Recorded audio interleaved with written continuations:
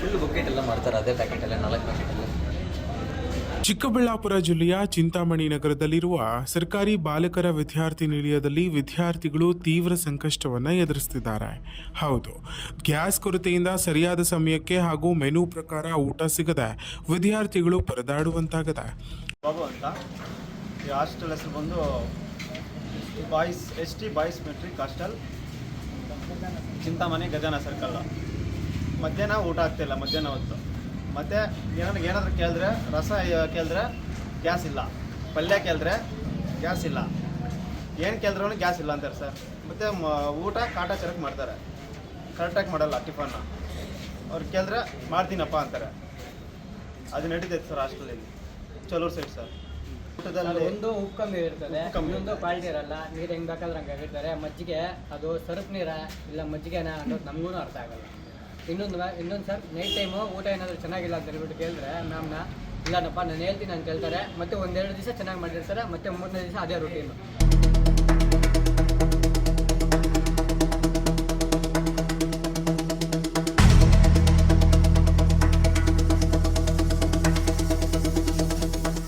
ಹಾಸ್ಟೆಲ್ನಲ್ಲಿ ಪ್ರತಿದಿನವೂ ಒಂದೇ ರೀತಿಯ ರಸ ನೀಡಲಾಗುತ್ತಿದ್ದು, ಇದರಿಂದ ವಿದ್ಯಾರ್ಥಿಗಳು ಬೇಸರಗೊಂಡಿದ್ದಾರೆ. ಪೌಷ್ಟಿಕ ಆಹಾರ ಸಿಗದೇ ಇರುವುದರಿಂದ ಆರೋಗ್ಯದ ಮೇಲೂ ಪರಿಣಾಮ ಬೀರ್ತಿದೆ ಎಂದು ವಿದ್ಯಾರ್ಥಿಗಳು ಅಳಲು ತೋರಿದ್ದಾರೆ. ಊಟದ ಬಗ್ಗೆ ಅಧಿಕಾರಿಗಳ ಗಮನಕ್ಕೆ ತಂದರೂ ಗ್ಯಾಸ್ ಇಲ್ಲ ಎಂಬ ಉತ್ತರವೇ ಸಿಗುತ್ತಿದೆ ಎಂದು ವಿದ್ಯಾರ್ಥಿಗಳು ಆರೋಪಿಸಿದ್ದಾರೆ. ಇದರ ಜೊತೆಗೆ ಹಾಸ್ಟೆಲ್ನಲ್ಲಿ ಮೂಲಭೂತ ಸೌಲಭ್ಯಗಳ ಕೊರತೆಯೂ ಇರುವುದರಿಂದ ಸಮಸ್ಯೆ ಮತ್ತಷ್ಟು ಗಂಭೀರವಾಗಿದೆ.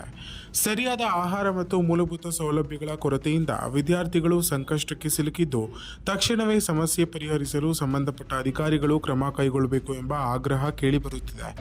ಮತ್ತೆ ಏನಾದರೂ ಮಧ್ಯಾಹ್ನ ಹೊತ್ತು ಯಾಕೆ ನಮ್ಗೆ ಊಟ ಕೊಡ್ತಿಲ್ಲ ಅಂತ ಹೇಳ್ಬಿಟ್ಟು ನಾವೇನಾದರೂ ಮಾತಾಡಿದ್ರೆ, ಗ್ಯಾಸ್ ಶಾರ್ಟೇಜು ನಿಮ್ಮ ಕಾಲೇಜ್ ಟೈಮ್ಗಳಲ್ಲಿ ಏನಾದರೂ ಗ್ಯಾಸ್ ಏನಾದರೂ ಆಗೋಗ್ಬಿಟ್ರೆ ನಾವೇನು ಮಾಡೋದು, ಅದಕ್ಕೆ ನಿಮಗೆ ಆ ಥರ ಅಲರ್ಟ್ ಮಾಡೋಣ ಅಂತ ಹೇಳ್ಬಿಟ್ಟು ನಾನು ಮಧ್ಯಾಹ್ನ ಹೊತ್ತು ಅದ್ರ ಬಗ್ಗೆ ನಾವು ಮಾತಾಡಿದ್ವಿ ಸರ್. ಮ್ಯಾಮ್ ಹೇಳಿದ್ದಾರೆ ಹಂಗೆ ಮಾಡಿ ಅಂತ ಹೇಳ್ಬಿಟ್ಟು ನಾವು ಒಂದು ಸ್ವಲ್ಪ ಸೈಲೆಂಟ್ ಆಗಿದ್ವಿ. ಭಾನುವಾರ ದಿವಸ ಚಪಾತಿ ಕೊಡೋದಿಲ್ಲ, ನಾರ್ಮಲ್ಲು ಬೆಳಗ್ಗೆ ಅನ್ನ ಸಾಂಬಾರು ಇದೆಲ್ಲ ಮಾಡ್ತಾರೆ. ದೋಸೆ ಇರೋದಿಲ್ಲ, ದೋಸೆ ಎಲ್ಲ ಚಪಾತಿ ಎಲ್ಲ ಕಟ್ ಮಾಡೋರೆ. ಪಲ್ಯ ಮಧ್ಯಾಹ್ನ ಊಟನೇ ಇರೋಲ್ಲ ಸರ್. ಒಂದು 270 ಮೆಂಬರ್ಸ್ ಇದೆ ಸರ್. ಈ ಸಮಸ್ಯೆ ನಿಮಗೆ ಎಷ್ಟು ದಿನದಿಂದ ಇದೆ? ನಿಮಗೆ 2 ವೀಕ್ಸ್ ಇದೆ ಸರ್. ಮತ್ತೆ ಇದು ವೀಕ್ ಡೇಸ್, ಸಾಟರ್ಡೆ ಸಂಡೇ ಏನಾನ ಹಾಲಿಡೇಸ್, ಗೌರ್ಮೆಂಟ್ ಹಾಲಿಡೇಸ್ ಬಂದಾಗ ಹಾಸ್ಟೆಲ್ ಕ್ಲೋಸ್ ಮಾಡಿಬಿಡ್ತಾರೆ.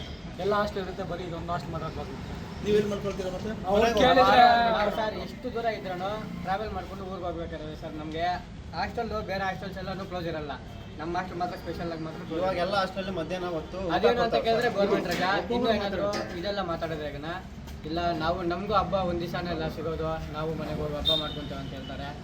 ಆದ್ರೆ ನಾವು ಏನಾಗುತ್ತೆ ವಾರ್ಡನ್ ಯಾರು ಇಲ್ಲಿ? ನಾಗರಾಜ್ ನಮ್ಮ ಅವ್ರು ಬರ್ತಾರ, ದಿನ ಬರ್ತಾರೆ ಇಲ್ಲಿ? ಇಲ್ಲ, ಇವತ್ತು ನೆನ್ನೆ ಗೊತ್ತಿಲ್ಲ, ಇವತ್ತು ಬಂದಿದ್ದು. ರಜೆ ದಿನ ತಾವೆಲ್ಲ ಹೋಗ್ತೀರಾ ಉಳ್ಕೊಳ್ಳೋಕ್ಕೆ? ರಜೆ ದಿನ ಮನೆಗೆ ಹೋಗ್ತೀವಿ.